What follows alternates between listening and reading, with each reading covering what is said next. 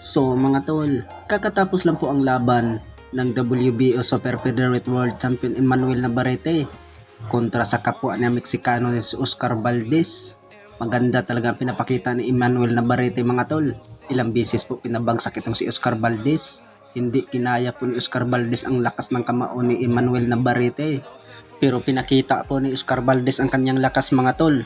Pero hindi lang daw umubra kay Navarrete dahil ay lumaki din ang katawan ni Navarrete mga tol. Nakikita po natin dyan na medyo maliit po itong si Oscar Valdez. Bukod dyan ay pagdating po sa round 6 mga tol ay natamaan itong si Oscar Valdez sa body shot. Doon na milipit po sa sakit mga tol. Kaya nakuha po ang panalo ni Emmanuel Navarrete by round 6 technical knockout. Umarangkada na po ang kartada ni Navarrete mga tol. 39 wins, 32 knockouts at may 2 talo. At bumagsak naman ang kartada ni Oscar Valdez mga tol ng 32 wins, 24 knockouts at 3 talo. Nadipensaan pa rin ni Emmanuel Navarrete mga tol ang kanyang hawak po ng WBO Super Featherweight World Title Belt.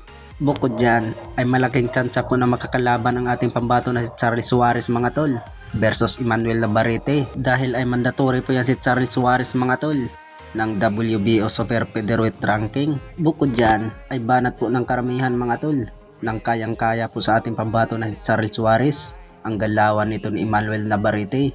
Sigurado dyan mga tol ay may tulong daw itong si Navarrete sa ating pambato. Sana mga tol ay maikasa na po yan Charlie Suarez versus Emmanuel Navarrete. Panahon na po yan ni Charlie Suarez mga tol na magiging world champion. Sa kabilang banda naman mga tol ay kakatapos lang po ang laban din sa ating pambato ng top prospect po ng Ifugao na si Carl James Martin kontra ni Ruben Tostado Garcia. Ay nahihirapan po ang ating pambato na si Carl James Martin mga tol.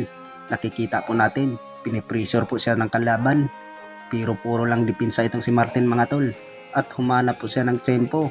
Pagdating po sa round 5 mga tol ay doon na bumagsak po itong si Ruben Tostado Garcia. Natamaan po ng sulid at namimilipit po sa sakit itong si Tostado Garcia mga tol. Nakuha ang panalo sa ating pambato by round 5 technical knockout. Bukod dyan ay nanatili pa rin undefeated record itong si Carl James Martin mga tol. 25 wins at 20 knockouts.